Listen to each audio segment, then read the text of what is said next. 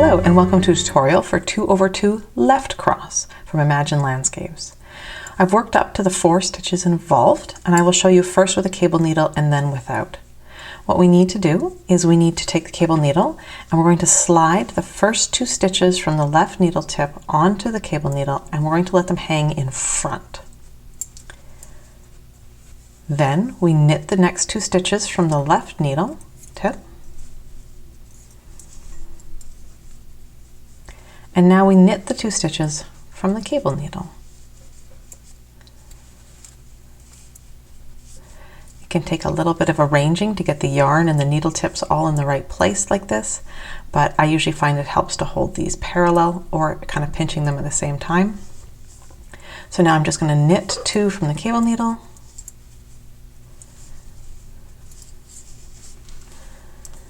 And what this gives us is it gives us 2 stitches over 2 stitches leaning to the left.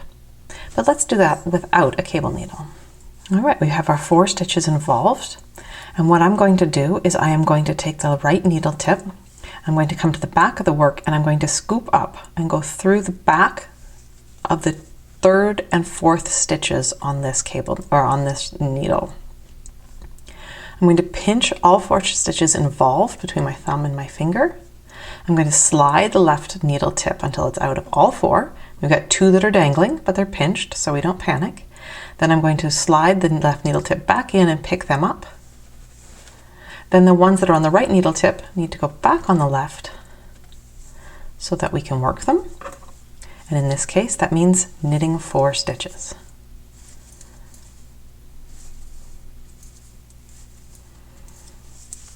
And there we have 2 stitches over 2 stitches leaning to the left. Hope that helps. Happy knitting!